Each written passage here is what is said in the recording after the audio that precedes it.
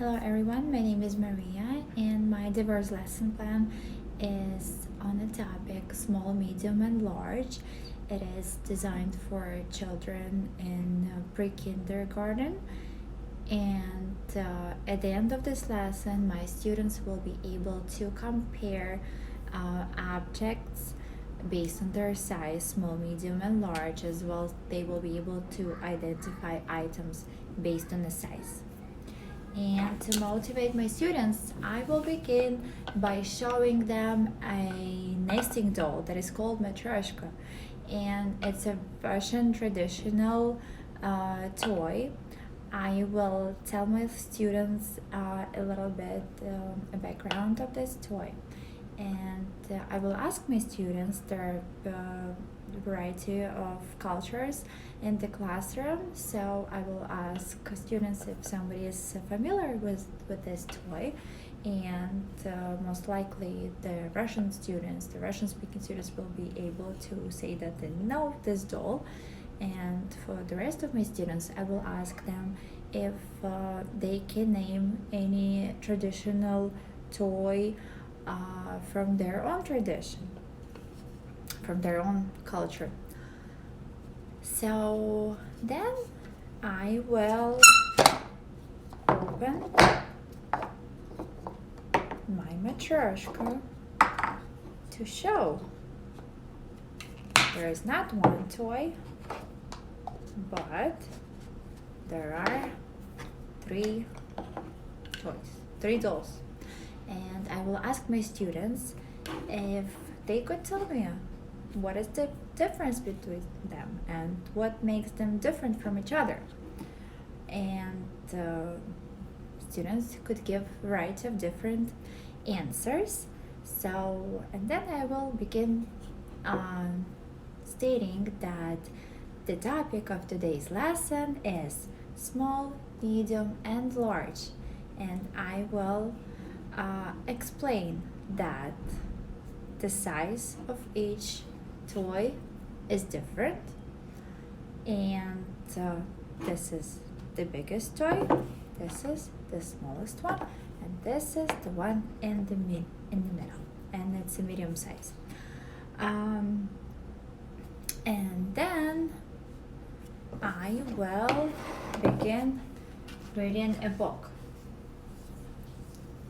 I will show my students a cover of this book that is called A Fish Out of Water. I will ask my students what do they think this book will be about. And after hearing some answers, I will tell my students that the author of this book is Helen Palmer and it's illustrated by Eastman. I will explain who the author is. This is the person who writes the books, and the illustrator is the person who draws pictures for the book. And then we'll begin reading. Before reading, I will remind my students about the classroom rules, that they should always raise their hand before answering, and of course they have to be wait to be called before giving an answer.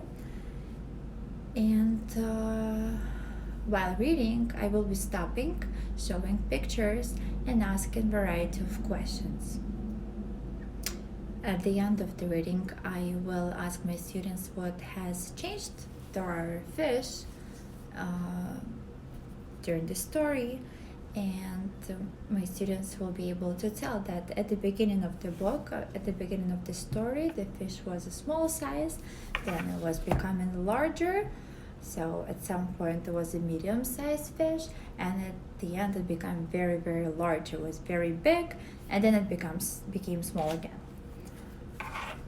So after the reading, I will split my students into groups. There will be 3 groups. Each group would get a fishbowl. A fishbowl of a different size. So there are small, medium, and large. Each group will get a variety of colored fishes. come in 3 different sizes as well, of course: small, medium, and large. Again, there will be different colors, and each group would have to participate in the sorting activity, where one group would have to find small fishes and stick it to the small fish bowl using a glue. Medium sized fish would go to the medium sized fish bowl, and the large one would go to the large size fish bowl. I will go around the classroom. I will stop by each group and I ask my students why they have decided to pick those specific fishes and put them in the fish bowls. And I will be using a checklist to assess my students and to be able to tell if they were able to comprehend the material correctly and if they were able to answer to put the fish into corresponding fish bowls. Also, later my students will be able to work on the assignments with the worksheets independently. I have found few worksheets, so I can use this type of a worksheet and ask my students, for example, circle the smallest orange or circle the largest watermelon. Also, I found a worksheet that involves tracing of fruits and vegetables of different sizes as well, small, medium, and large. And I really liked this one as well, that it has different shapes. For example, a circle of 3 different sizes: small, medium, and large. Students have to trace it, and I would tell my students to color circle, the big circle, the large circle in red color, color the small circle green color, and color the medium size the circle blue color, for example. So I will use one of the shown worksheets, and of course each student will be assessed independently. And one of these worksheets I could give out as a homework to practice at home, and students will be also reinforced by I will do that by giving them some kind of rewards, like stickers, and that is pretty much it. And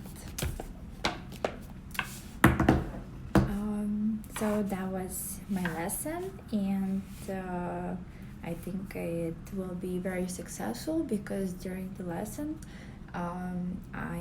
every student will be able to engage in many types of activities, and there are ESL students in the classroom, and there are also students in the classroom with IEPs. So if there are any struggling students in the classroom, I will definitely I would be able to go over the information, and I will be happy to explain using different strategies and techniques. I would offer, if I see that the student was not able to comprehend the material, I would offer to reread the same book or read a different book on this topic, and ESL students will be able to observe a variety of pictures, visual aids, or I will be able to provide translation for them as well if needed.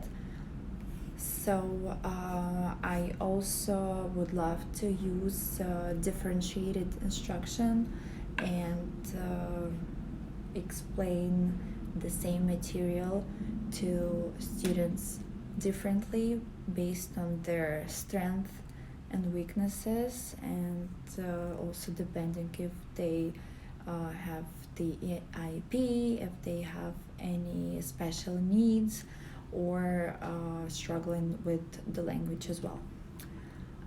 Thank you very much for your attention. Goodbye.